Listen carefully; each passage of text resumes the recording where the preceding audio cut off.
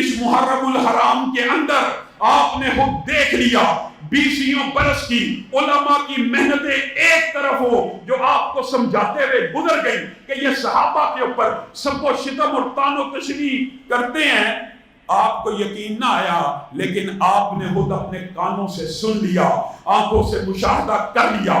کبھی کوئی بدتمیز اٹھا، بد زبان اٹھا حضرت ابو بکر کے اوپر، معاذ اللہ ثم معاذ اللہ، کفر کا فتویٰ لگا لیا، اور ہم یہ وطن کے اندر بیٹھے ہوئے ہیں جو لا الہ الا اللہ کی بنیاد پہ بنا، محمد الرسول اللہ کی بنیاد پہ بنا۔ اس وطن کے اندر ابو بکر صدیق کے اوپر کفر کا فتویٰ لگے، وہی علوی اٹھے ایک تقریر کرے، اور تقریر کے اندر کیا کہے؟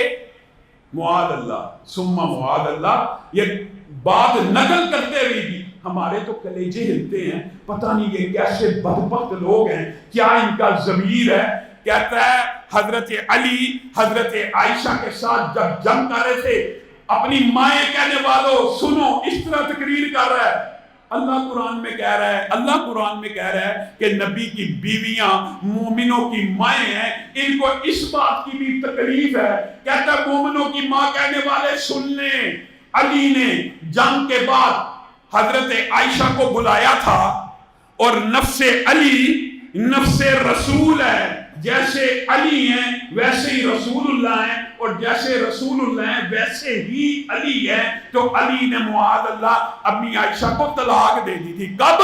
نبی کے دنیا سے چلے جانے کے بعد۔ نفس علی نفس رسول بن گئے، نبی کریم دنیا سے چلے گئے، معاذ اللہ بات کو آپ نے سمجھنا ہے۔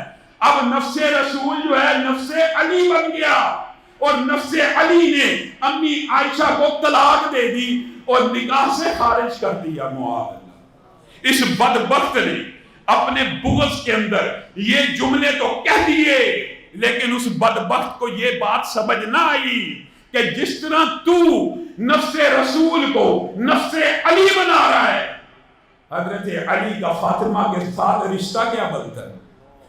اگر علی طلاق دیتے ہیں نفس رسول بن کر رسول اللہ کے دنیا سے چلے جانے کے بعد، اگر نفس رسول نفس علی ہے تو رسول اللہ کے دنیا سے چلے جانے کے بعد حضرت علی اور حضرت فاطمہ کا رشتہ کیا بنتا ہے؟ یہ ایسے بدبخت لوگ ہیں، یہ صرف اصحاب رسول کی توہین اور تنقیص نہیں کرتے، یہ رسول اللہ کی بھی توہین کر دیتے ہیں۔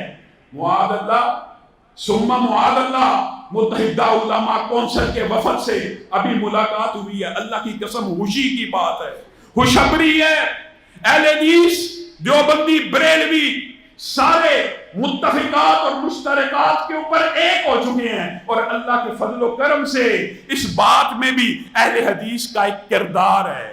آپ کے سامنے جب کرونا کی وبا تھی، قرآن و سنہ موومنٹ نے، مرکزی جمعیت اہل حدیث نے پورے پاکستان کی واحد یہ جماعت تھی جس نے کہا تھا کوئی بریلوی ہو کوئی دیوبندی ہو فوت ہو جائے کرونا سے، ہم غسل دیں گے، ہم کفن پہنائیں گے۔ کیا ہم نے کہا تھا کہ صرف اہل حدیث کو پہنایا جائے گا؟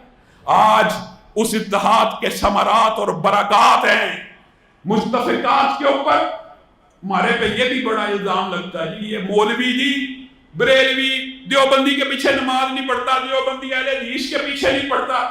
اس طرح کی باتیں سیکولر اور لبرل مافیاز نے پھیلائی ہوئی ہیں۔ یہ مولوی ایک نہیں ہوتے، یہ ایک دوسرے کے پیچھے نماز نہیں پڑھتے، اور آگے سے بہانا کیا اس لیے ہم نے نماز ہی نہیں پڑھنی، اس لیے ہم نے نماز نہیں پڑھنی، ایک دوسرے کے پیچھے نہیں پڑھتے، اس لیے ہم نے سرے سے ہی نہیں پڑھنی۔ اور بدبختوں، جن باتوں میں یہ مولوی ایک ہیں، تم تو وہ بھی نہیں مانتے۔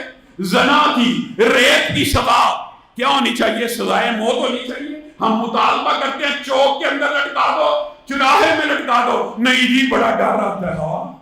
یعنی موت کی سزا کے اوپر جہاں پہ دیوبندی بریلوی اہل حدیث ایک ہوں، تم تو وہ بھی نہیں مانتے۔ سود پہ ایک ہوں تم اس کی حرمت نہیں مانتے، رشوت پہ ایک ہو تم اس کو نہیں چھوڑتے، جھوٹ پہ ایک ہو تم اس کو نہیں چھوڑتے، بے حیائی پہ ایک ہو تم اس کو ترک نہیں کرتے۔